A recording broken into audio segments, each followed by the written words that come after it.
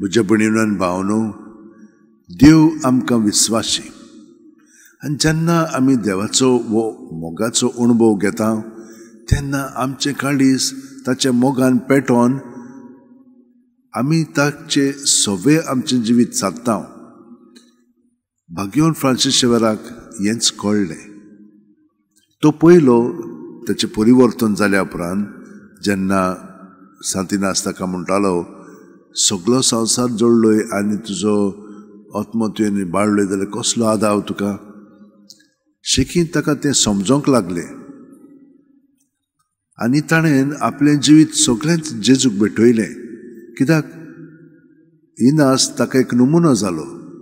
तो ताचे विरुद्ध उलयतालो, ताका नाकारतालो. कोण? फ्रांसीस शेवेर. कित्याक तो ताका हें सांगतालो म्हणून. पूण ताणें कांयच उणें करूंक ना. कित्याक उणें करूंक ना? ताका सदांच तो मदत करतालो, ताका बरे भशेन लेखतालो.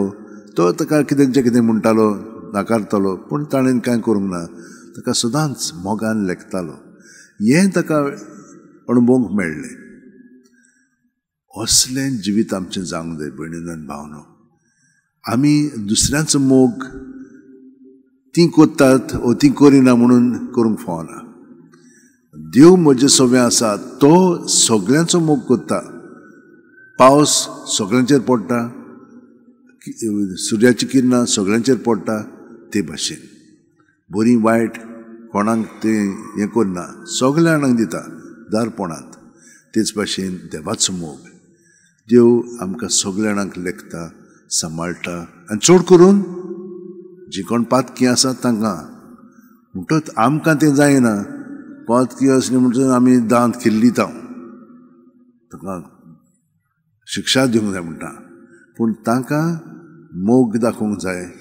आनी कोण दाखयतलो? देव दाखयता. कोणा वरवीं? आमचे वरवीं.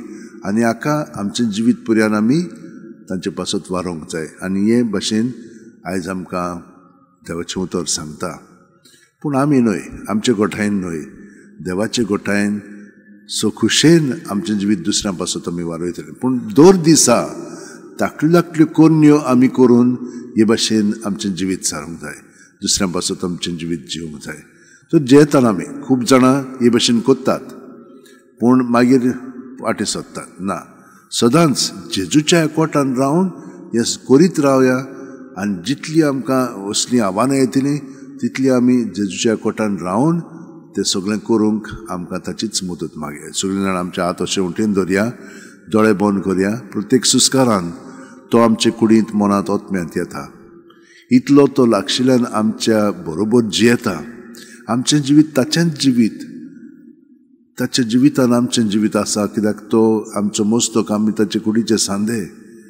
तर हे परी आमचें जिवीत आमी पळोवन ताका एकवटून रावया. आनी ताणें आमचे सगळो आपलो वावर फुडें व्हरच्याक ताका आमी कुरपेन बरोवन सहकार करया.